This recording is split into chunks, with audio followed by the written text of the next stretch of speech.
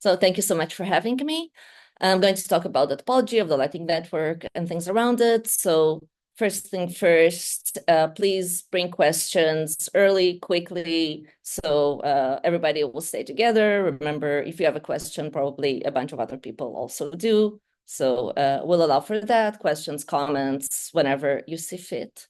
So my name is Clara Shikhelman. I am with ChainCode Labs. I'll say a few quick words about it. So ChainCode is a privately funded R&D lab focused on Bitcoin. We're mostly trying to move Bitcoin forward. We have Bitcoin core developers here. We have people working on the Lightning Network spec, which I'm going to talk about. We have working on a lot of tools like Warnet, LNSIM, that if you're doing work on Bitcoin, specifically Bitcoin attacks, Warnet can be of help. You're trying to do things with the Lightning Network, you want to simulate. LNSIM is a super useful tool. We have open source developer education, and maybe much more relevant to you guys, we have the Bitcoin Research Day. This year, it will be on November 22nd in our office in New York. We have a great lineup of speakers. Check it out. And we have internships. So if something here rings a bell and you're like, okay, I want to spend the summer thinking about similar things, hit me up. Cool. So this is what ChainCode is doing, but let me tell you about what I'm personally doing. So before we jump into Lightning Network, let's talk about second layers in general. Blockchains, Bitcoin, for example, have very strong limits on the throughput. Oh, wait a sec, sorry, there's something weird with my screen. Okay, never mind.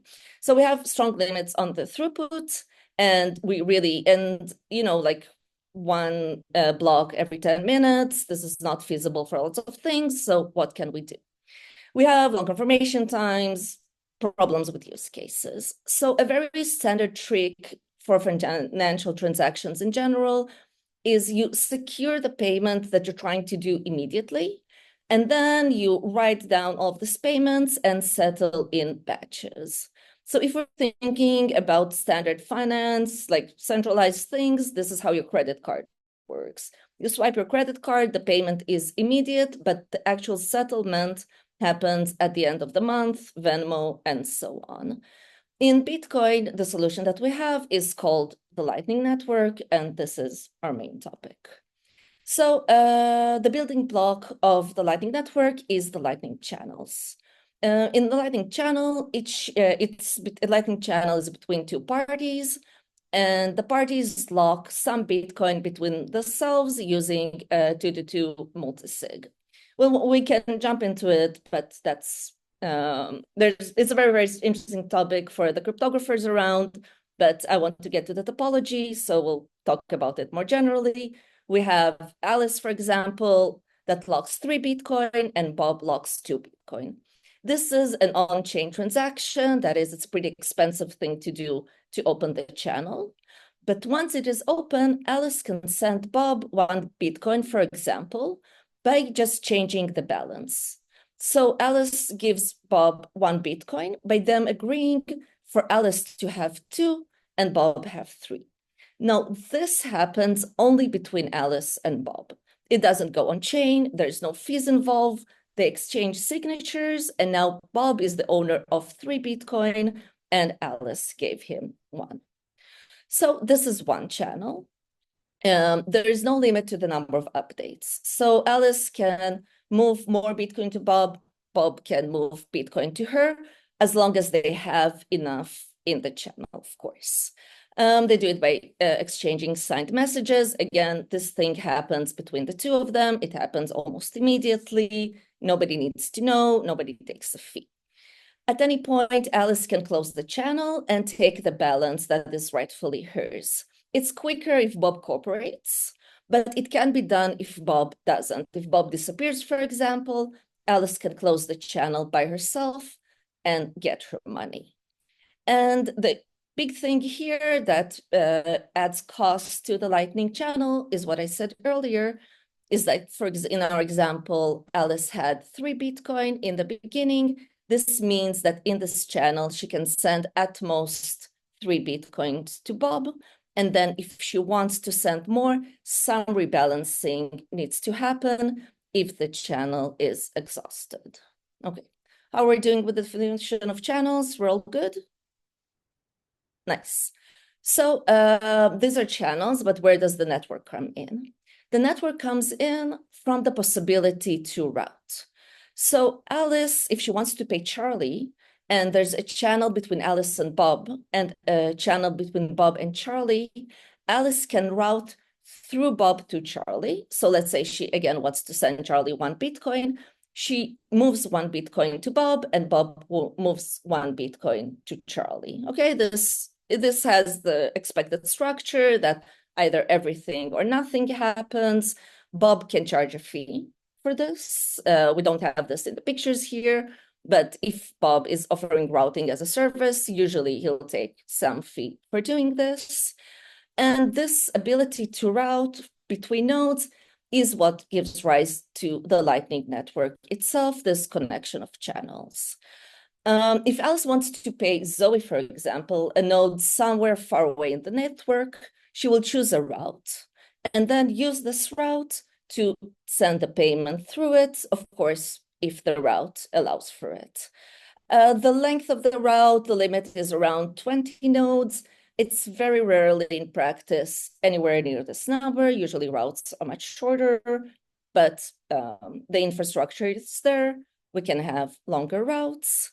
And of course, Alice can always open a channel directly to Zoe. She doesn't have to route. If for some reason she have different needs, she can choose to open channels, to close channel. Everything is locally decided by Alice and the parties that she wants to open channels with. Okay, so this is how the Lightning Network is built, and this is what allows the routing and the moving of money. Cool. Yeah, Sorry, and of course, can I closing centralized. Yes, can I ask a question?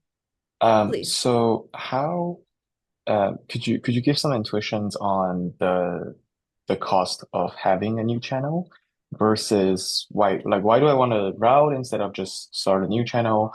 And if I imagine, let's say I'm not on this network, I'm now new to this network, I could potentially connect to one person and connect to all the nodes, but then at one point it might be more ideal for me. I imagine this would a talk where we're heading to, but just some intuitions, high level intuitions on how should we think about the trade-off here.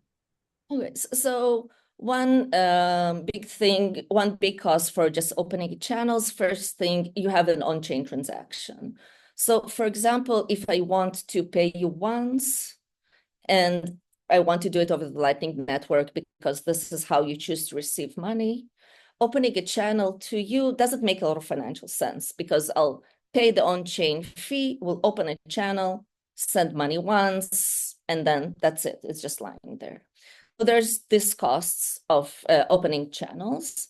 And beyond that, there are costs that have to do with liquidity management. So if this is a channel I'm using regularly, then I need to make sure I have liquidity to allow the payments that I'm trying to facilitate.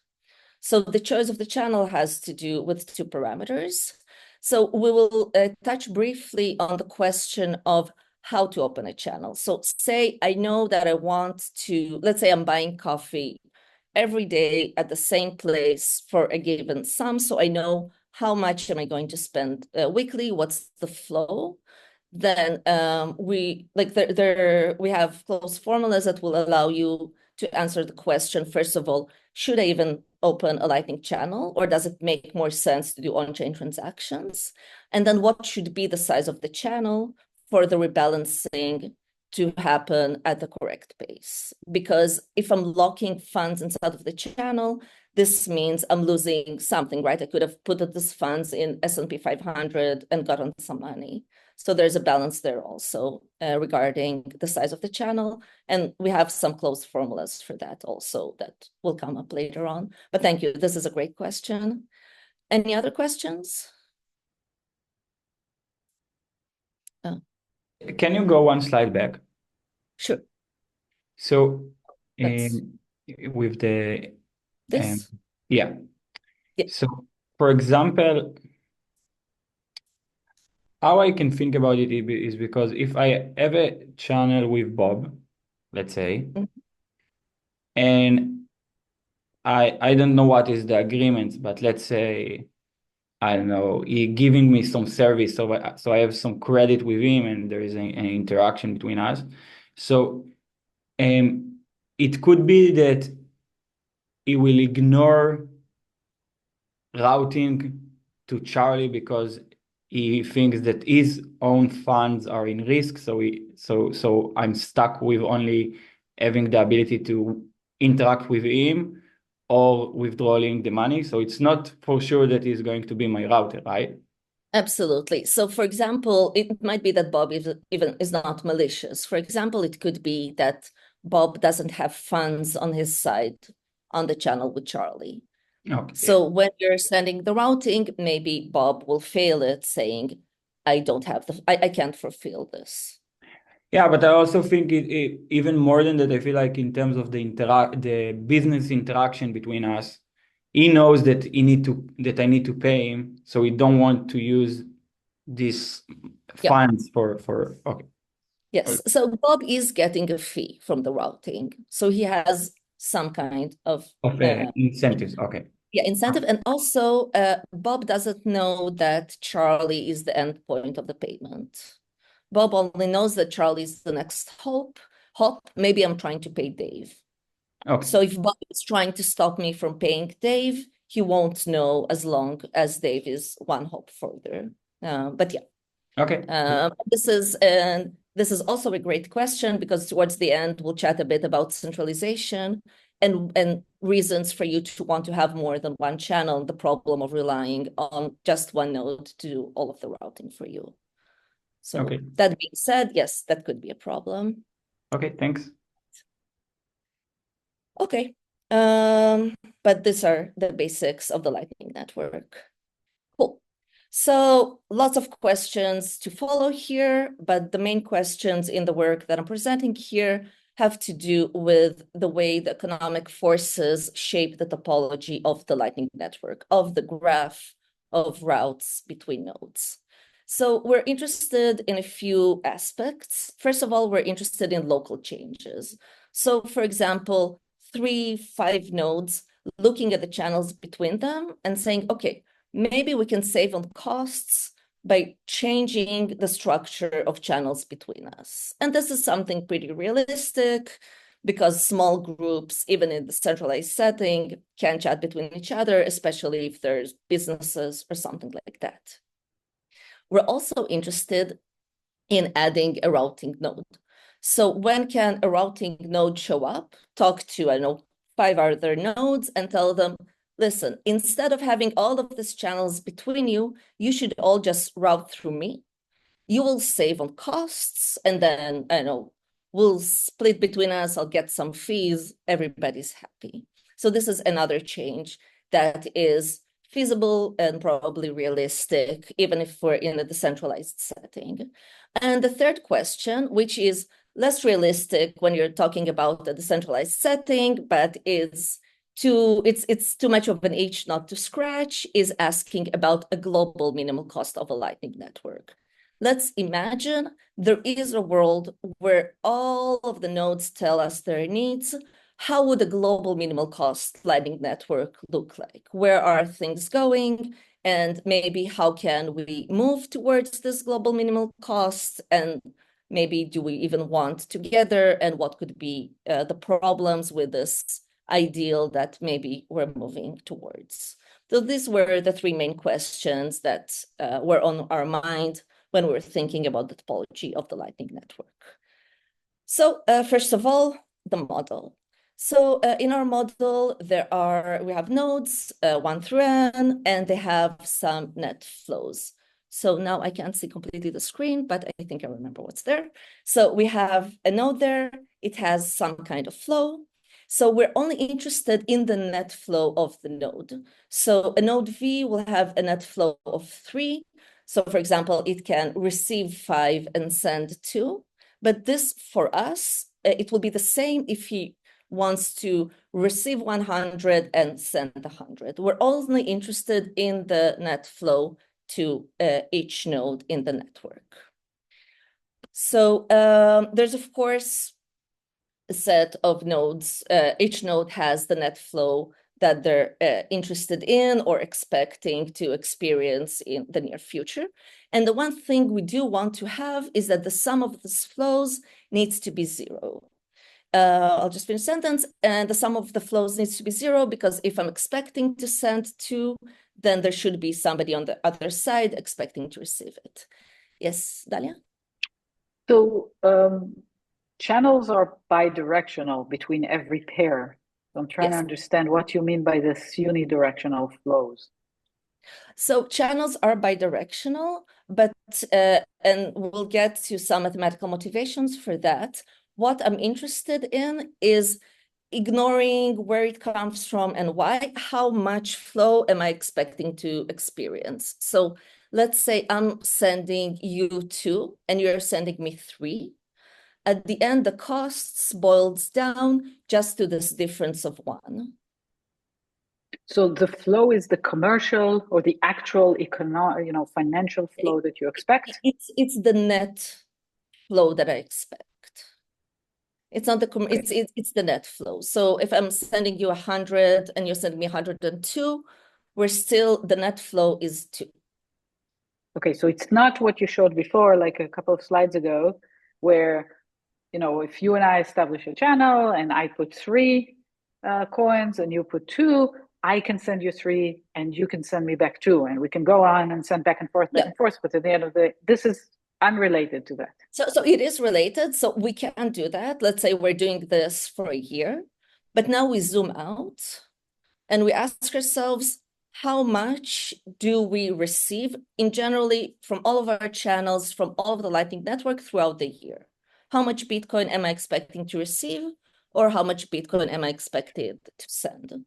We're abstracting away from who am I sending to, what are the underlying flows that lead me to this. I am only interested in the net flow.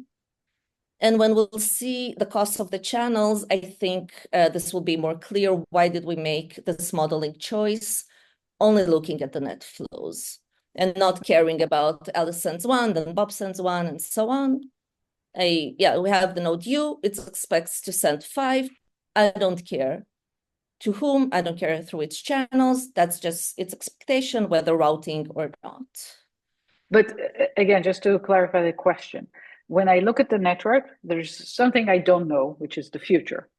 Maybe none of these channels will ever be used, and the flow is 0. And then there's how much money is currently frozen or locked in each direction on these channels. You are looking at the first one, the crystal ball, how much is going to flow, not how much is actually the capacity. Yes, yes, exactly. When we're looking at the topology, we're looking at the crystal ball, we're doing business expectations, trying to plan for the future and cut on costs. The motivation for this will come from the previous work where we actually looked on how things are locked, and we'll have a quick glance on that results also. But thank you very much for this question. So again, here we have this crystal ball. So yeah. I have a question, because in terms of updating because I think there is 2 elements here. It's one, it's to make the clear of the transactions, but the other element is also kind of have documentation in the ledger in some sense. So for example, if I want to give $100 to Kite and Kite want to give me $100, one option is not to do nothing, and then there is no documentation for the transaction, but it's also less information, which maybe can be useful. Or I can say, okay, nothing happened, that's clear. So it's this kind of idea will influence the documentation of the information, or the information will still be there? So the documentation is really up to you. When let's say Alice is sending to Zoe, she does have a paper trail of her sending this to Zoe, and she can also receive an acknowledgement from Zoe proving that the money went through. So this is possible, and it's up to you as the node if you want to keep this information for business purposes, or you want to save room on your computer so you can download your favorite TV show and then you throw all of the documentation out. So maybe one way that I can think about it is that the documentation will be there. It's just a matter of if, in terms of like in the digital world, if indeed the money move one and back and just like in the system, which sometimes it's make no sense because it's in the end it can stay if there is no. So if you're sending $100 and receiving, I don't know, 1 Bitcoin and sending 1 Bitcoin and receiving 1 Bitcoin later, you can provide documentation that these things were sent, but this is at your discretion. It's not visible to anybody besides the person that received and sent it. And unlike the blockchain where you leave a trail, the trail is not there. If we're doing our job well, we're doing our best. But the point is there is no trail unless you, of course, choose to show it. Okay, thanks. Great. So we were talking about flows of nodes. So again, in the crystal ball, we have here 3 nodes and the flows that they expect, for example, in the upcoming year. Now, given this, we want to suggest a Lightning network that will allow this. So we will look, of course, at channels. So there's a channel connecting from V to U. It has a size, we call it lambda VU. And the channel supports this flow from V to U, okay? And then when we're looking at directions, so we'll always think if there's a flow of 1 from V to U, so we can think about it as a flow of -1 from U to V. This is shouldn't be very surprising, but then it becomes really interesting when we want to combine this channels with the flows of the network. So we will say that a Lightning network respects the flows if the sum of channels at each node is the needed flow. So for example, the flow of node U is -5, and indeed it's receiving 1 and sending 6. So the Lightning network that you see here respects the flow of U and similarly the flow of W and the flow of V. Okay, so these are the suggested channels. And as you can imagine, there could be a bunch of different networks that would respect the desired flow that we have here, okay? But this is the model that we're using. How are we feeling about this? Can I ask, I'm not sure if this would count as a follow-up with Dalia's question or not. Can I consider this flow as the net flow if we only consider one direction? What? Sorry? So instead of like, 2 direction, we're only consider one direction, then we can simplify this as if there's 2 direction, but we're only considering the net flow. Exactly. Yeah. So for example, the one between V and U can stand for 101 in one direction and 100 in the other direction. We only care about the net flow. Okay. So let's talk about the motivation for these choices. So let's go a step back and think about, we have a channel between nodes 1 and 2. Node 1 is sending at the rate of lambda 1. Node 2 is sending at the rate of lambda 2. This is closer to the picture that we saw earlier with Alice and Bob. Alice is sending Bob, Bob is sending back and forth, and this is the rate. So a theorem that we have in a previous paper that has to do with the costs.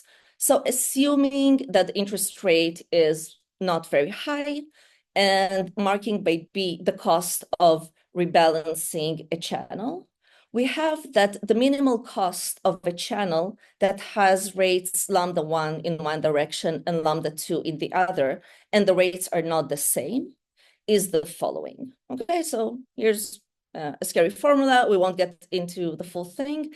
Yes. Can you elaborate on what do you mean by rebalancing? I can think of, I have a channel with you, I sent all the money that I froze, so I cannot send anymore.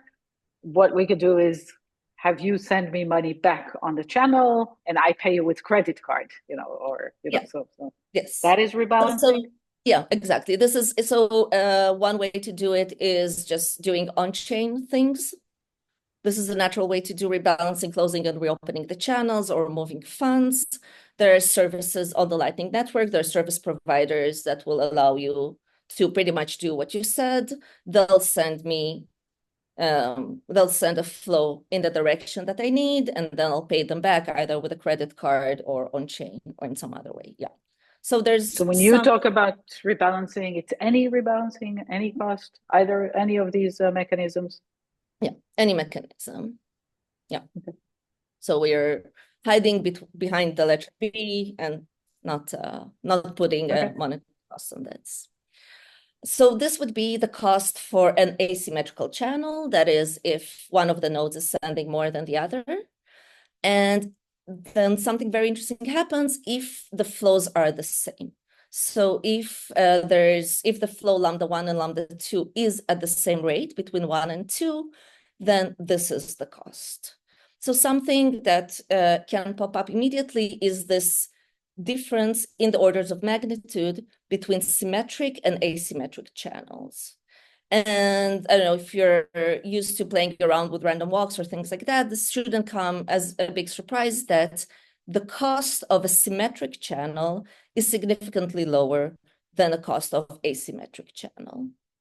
Wait, why is there a rebalancing at all if it's symmetric?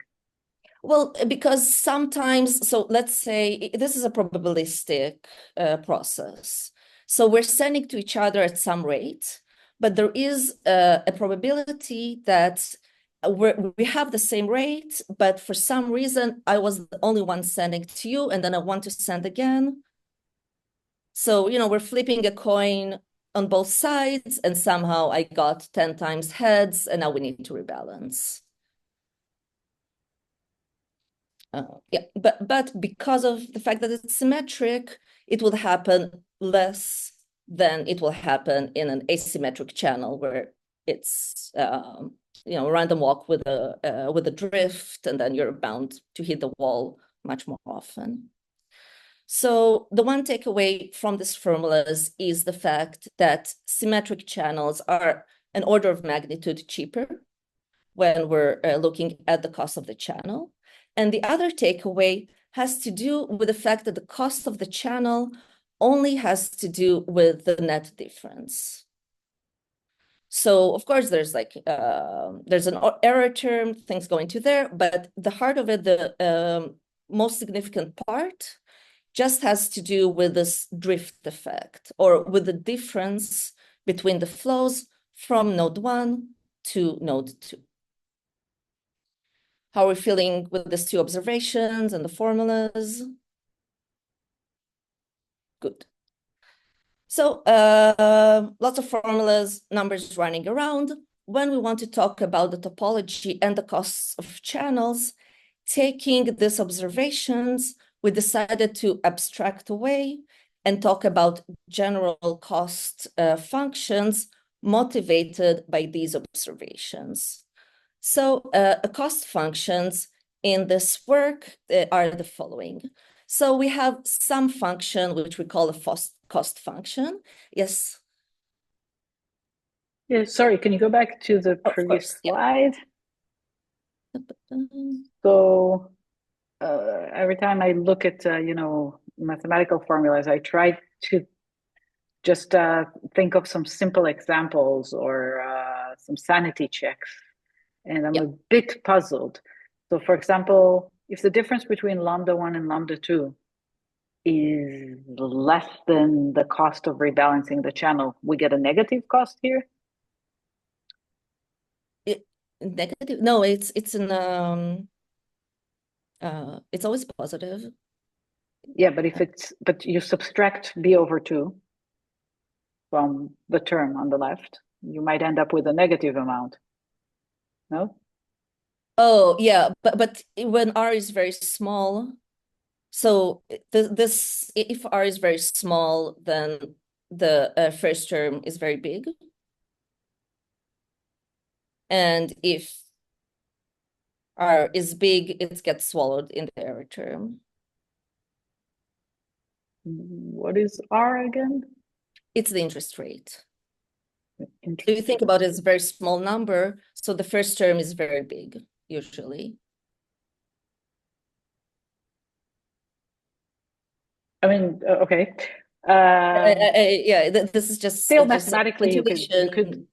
Yeah. I mean, mathematically, you could get a negative number here, which means that the cost is negative. Also, another sanity check.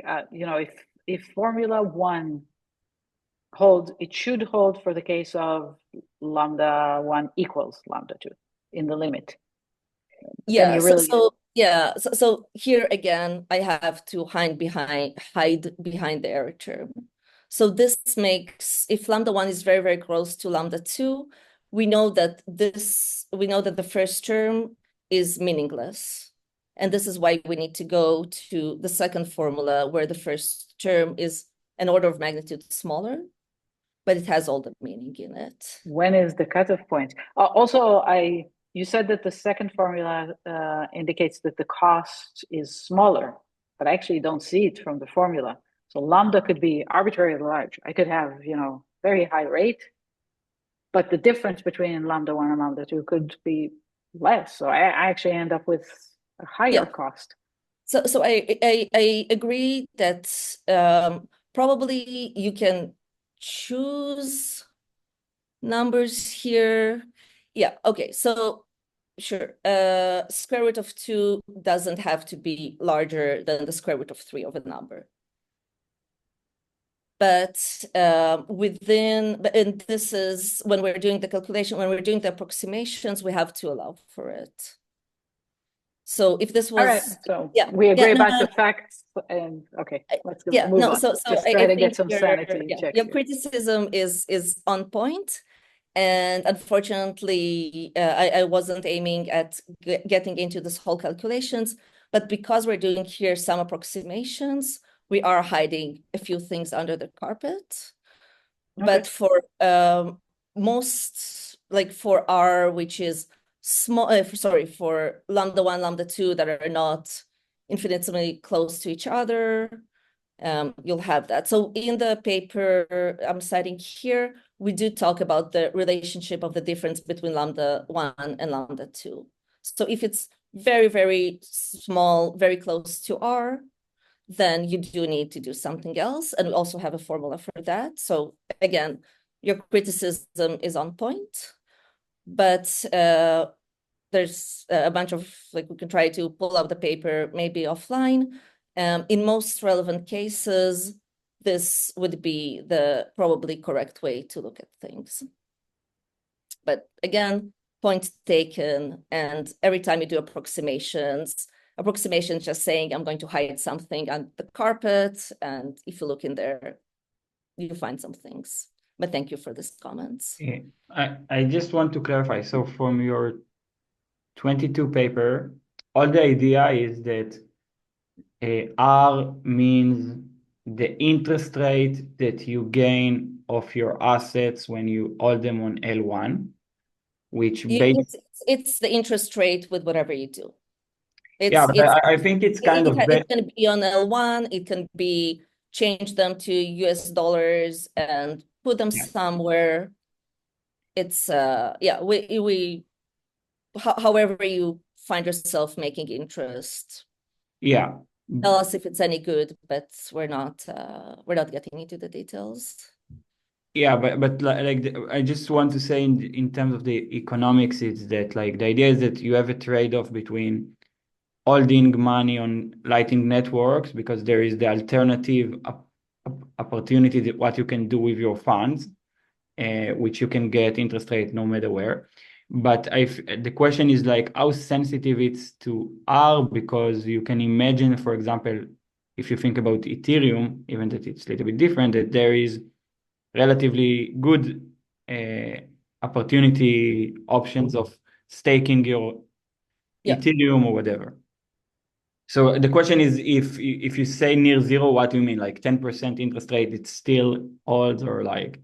So I don't remember the number, but I think we're talking about significant interest rate, like not 10, like much Okay. more. It's yeah. Okay, thanks. Again, we pay for it in their term, but it works very good for larger R's also. Okay, Cool. great. So for reasons that come clear here, when we're talking about topology, we decided we abstract away from these formulas just to the observations that they give us, and you will find similar observations in other papers that have to do with the costs of channels and so on. So we have a cost function, and we call a function a cost function if it satisfies the following things. First of all, it's monotone. Okay, so the cost for a flow of 2 is smaller than the cost of a net flow of 3. That shouldn't be very surprising. The direction doesn't matter. So if there's a flow from A to B, the same size of a net flow from B to A is the same, no matter what X is. If the net flow is 0, then the cost is 0. And this takes us back to the difference in the orders of magnitude between symmetrical and asymmetrical.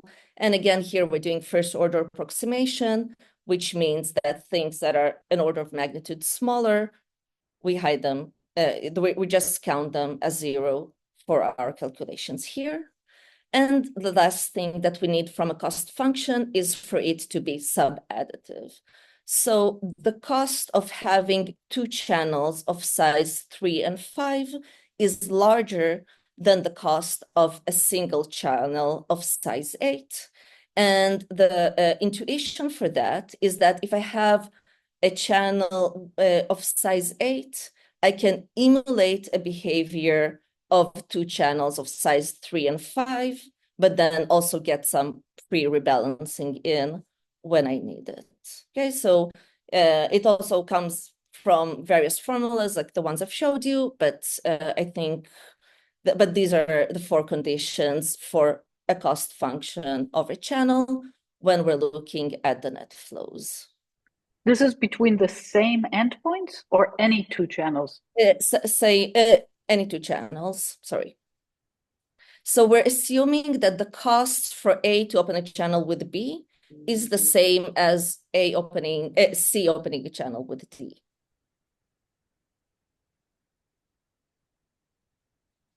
So, and there could be some sophisticated people in the market that are know how to time the on-chain transactions and things like that. But for our work, we're assuming everybody pays the same cost. It only depends on the net flow.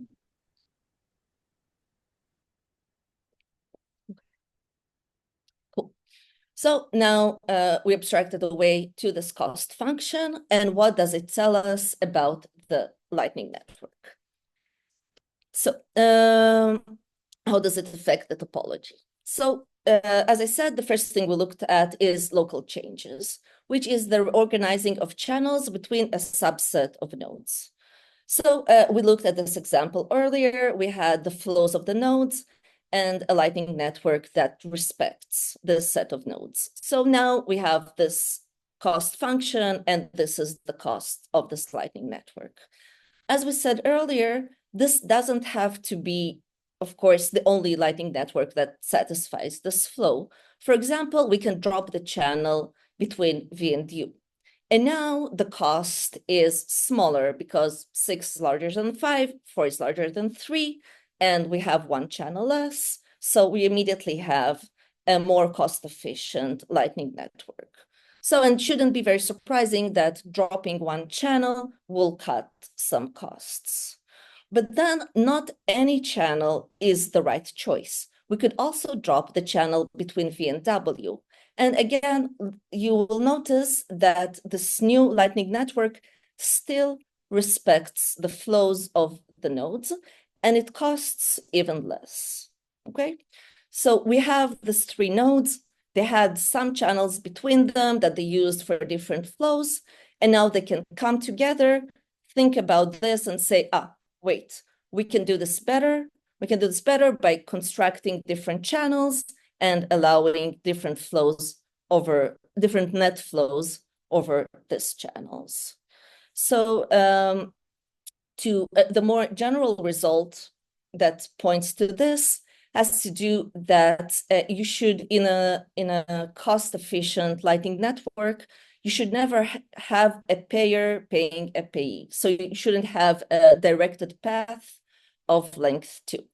If we have a path from U to V, from V to W, again, this is all net flows, we can cut the costs by either dropping the channel between U and V and opening a different one, or dropping the channel between V and W and opening the other one. And the choice between these two has to do with which one is bigger. Okay, so this is something that we can get from this cost function. If the cost function follows the 4 things I mentioned earlier, then one of these 2 new Lightning networks that still respect the flows will be more cost efficient than the original one. So if we're feeling good with this result, it's really nice, because not having this directed path of length 2 immediately gives us nice corollaries. First of all, it tells us that there are no odd cycles in the cost-efficient Lightning Network. Because if there is a cycle of odd length, there must be a directed path of length 2. And this is not cost-efficient, because we can make things better by dropping that channel. So, and if a graph doesn't have an odd cycle, this means the graph is bipartite. This already tells us that if somebody shows us a topology of the Lightning Network and tells us this topology is cost efficient, if the topology is not a bipartite graph, we're like, well, no, it's not. There's something there that we can fix. So again, looking at the whole network, maybe we can't fix these things, but a smaller group of nodes can choose to look at the topology between themselves, ask, is this cost efficient? And if not, what can we do about this? How are we doing with this? Cool. So this was one change that we're considering, this local changes of small sets of nodes. Another change that I mentioned is the addition of a routing node. So we call the process hermetization, and we say that a Lightning Network can benefit from this if the following thing will make things more cost efficient. So let's say we started with this 4 nodes here, lots of channels between them. The process is, first of all, we add a new routing node, say H. We delete all of the channels between the sets of nodes that we started with. And then we just open a single channel from each node in the original set to the new routing node. Okay? And we want to examine, when can this be cost efficient? When can this be beneficial? So I won't show the formula, but the spirit of it is that if the average number of channels per node is high, then there is a setter that can be hermetized. That is, can gain some costs by the addition of a routing node. And this set can be found using a polynomial time algorithm. So here's a business plan for you. Go to the Lightning Network, find this two-dense of a set, and tell them, hey, I will be your routing node. You're going to save on costs, and you can give me some of the fees, and you can drop all of the channels and just have one channel with me. And another theorem that we have is that, let's say we're looking at a random Lightning Network, and let's say that the sizes of the channels are distributed according to a law with a thin tail, and the sizes of the channels are bounded away from 0.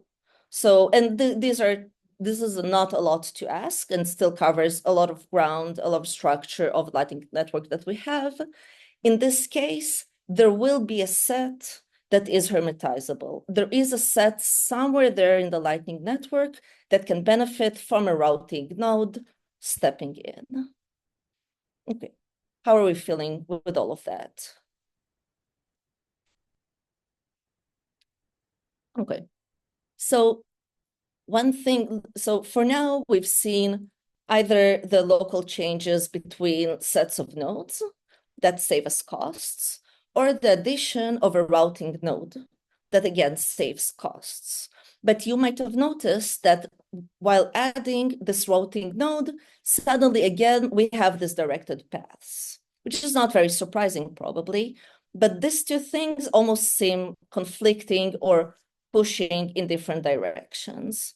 So we have small sets of users optimizing for their costs and doing different things and pushing the network into somewhat different directions. And so I think it's a very natural thing. You see this kind of thing and you almost must ask yourself, well, where is all of this going? What is the global optimum? What could be the cost minimizing Lightning Network structure? Yes.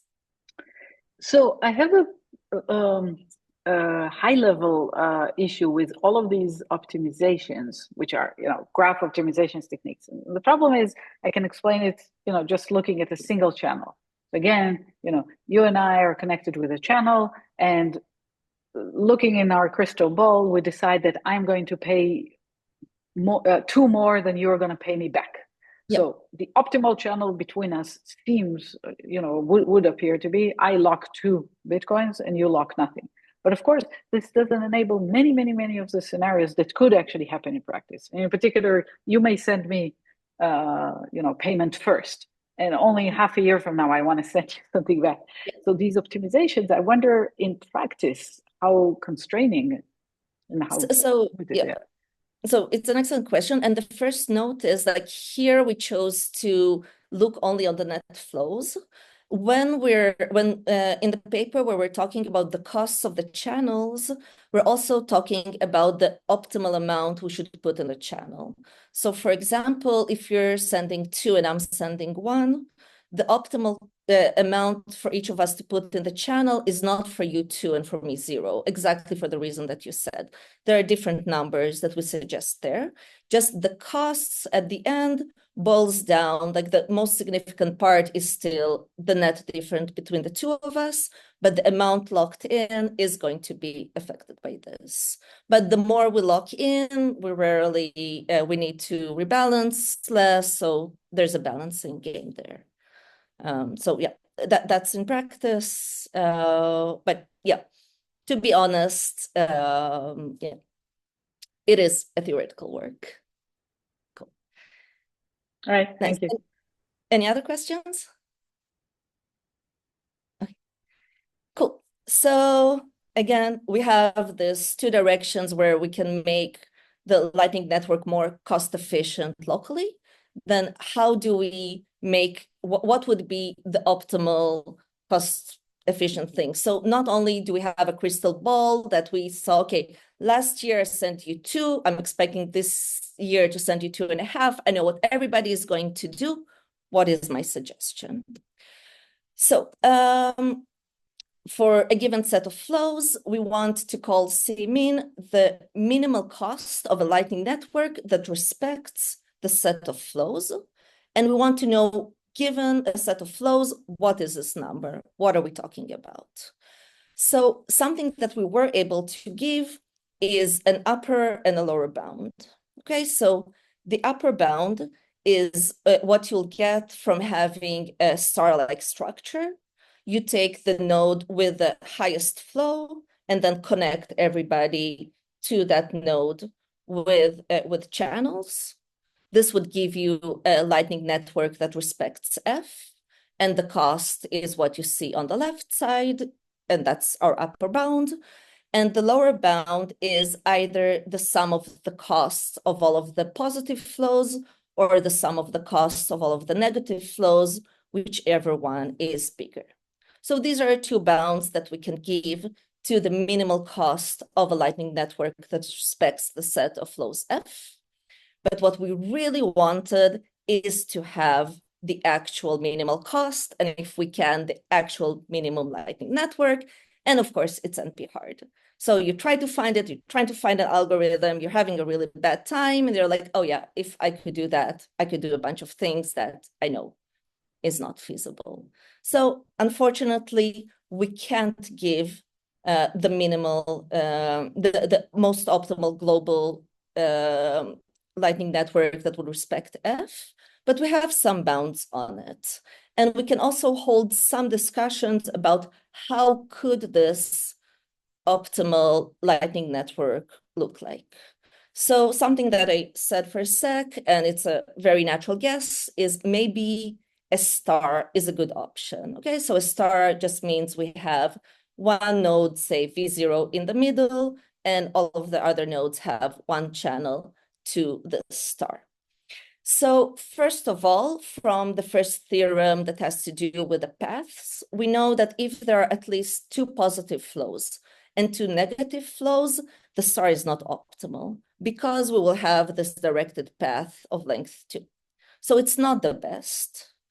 But using the last theorem that I've shown, we can say that it's not that bad. It's at most twice the optimal topology that will respect the flows F.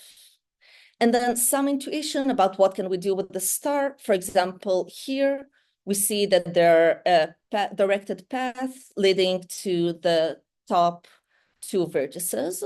So we can go back to the first theorem where we change the direction of channels and just switch to a structure that looks like this.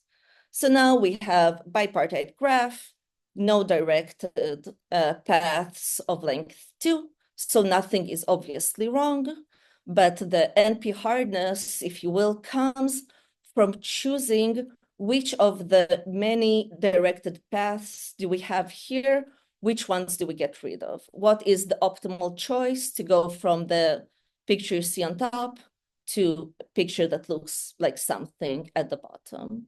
So we can get close to optimality, but unfortunately, we can't nail it down.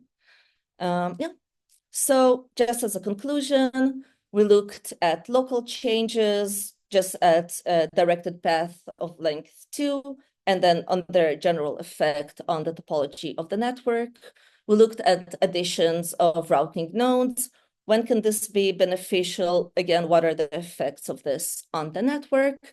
And then we tried to say something about the global minimal cost. We did our best, but there's as much as you can do in this setting. And in general, I think this is important because, first of all, we need to understand how much centralization are we expecting from this financial flows that we're seeing around. And for example, the star topology, for everything that Bitcoin and the Lightning Network stands for, that's terrible because whoever the node is in the middle, they know all of the payments flowing around. You can't hide behind routing. They can just decide that you're not paying anybody by ignoring and refusing to route your payments. It's terrible in pretty much any aspect that we can think about, besides the fact that it's very easy to think about. And if we can trust the middle one, that's great, but that's sort of not the point. There are a bunch of topology-dependent attacks that are based on the fact that you can lure in a lot of flow and then immediately do forced closures and things like that. There's a very interesting line of work there that has to do with the relationship between the layer 2 and the layer 1 and the security guarantees. But at the heart of it, different topologies offer significantly better attack opportunities than others. Oh, oops. And there's the question of liquidity management of the central nodes and the nodes around it, because if we want to rebalance, sometimes we do want to see cycles. We do want to see different structures that are not cost efficient in the way that we're thinking about it. but can offer us some significant benefits when we're looking at things like liquidity management. So thank you very much. If you like these things or things around it, I'll just toot the horn again about the Research Day, November 22nd in New York. Would love to see you there. You're interested in other things, please feel free to drop me a note. I love chatting about these things whenever. Is there any more questions?